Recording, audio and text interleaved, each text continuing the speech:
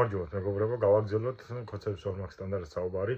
მოკლედ, კალაძის დისქმარი სიძე ოკუპირებული დონეცკში იყო ჩასული და იქ შეხვდა ოკუპირებული დონეცკის ხელმძღვანელს, რუსეთის წარმომადგენელს და გადაცა, რომ აი ჩვენი ხალხებიო, ესეო მეგობრები ვართ და იმან სია გამოატანა, რომ ვინც უკრაინის მხარეს იბრძვის ქართველები, ესენი არიანო კაცო, ტერორისტების მხარეს იბრძვიანო და იქნებო თქვენმა ხელისუფლებამ გაატაროსო მათ წინააღმდეგო შესაბამისი ზომებიო, რომ ეს ტერორისტების მხარეს მებრძოლი ხალხიო დააკავოთო რა. ხო და ქოცებო, ესე იგი სააკაშვილის ან რომელიმე წინა ხელისუფლების მომხრე ახლობელი ნაცნობი ყვავიჭის მომიდა რომ იყოს რაღაცა კუთხით მსგავს რამეში გარეული, ხო აფრიალებით, აი ასე და ასეა და კალაძის დისქმარს, ანუ სიძეს არ ვიმჩნევთ, ხო?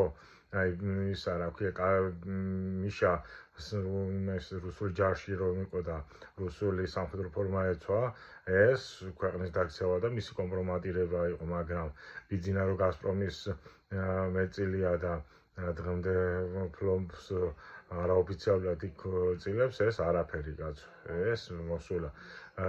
ის რა ქვია, წულუკიანი 2012 წლამდე ჯინშაჰინის და ევროპელი ლიდერების განცხადება სააკაშვილის და წინამთავრობის მიმართ ეს დემოკრატიის ზეიმი იყო, ხოლო ახლა ჯინშაჰინი და სხვა პოლიტიკოსების, თქვა ჯო ვილსონის და მიგენის განცხადება არის ეს ქართული შიდა პოლიტიკაში ჩარევა კაცო და ქართული დემოკრატიის და deep state-ია.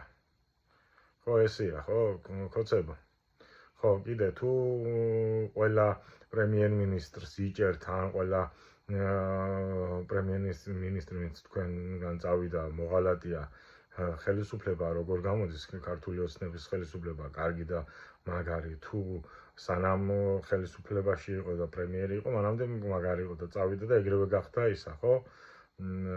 მოღალატე, ხო და კიდე დღე არ გადის რამოდენიმე ნარკო რეალიზატორი არ დააკაუნდა რა გამოდის წინააღმდეგ მინისტრის დროს ეს ნარკო რეალიზატორები არსებობდნენ და რომ არ იჭერდა რა გამოდის რომ წელში იყო წინა მინისტრი თუ უუნარო იყო წინა მინისტრი. იფიქრე ქოცო თუ შეგიძლიათ. რა თქვენიცით გამოიწერეთ ჩემი არხი იდიატივი.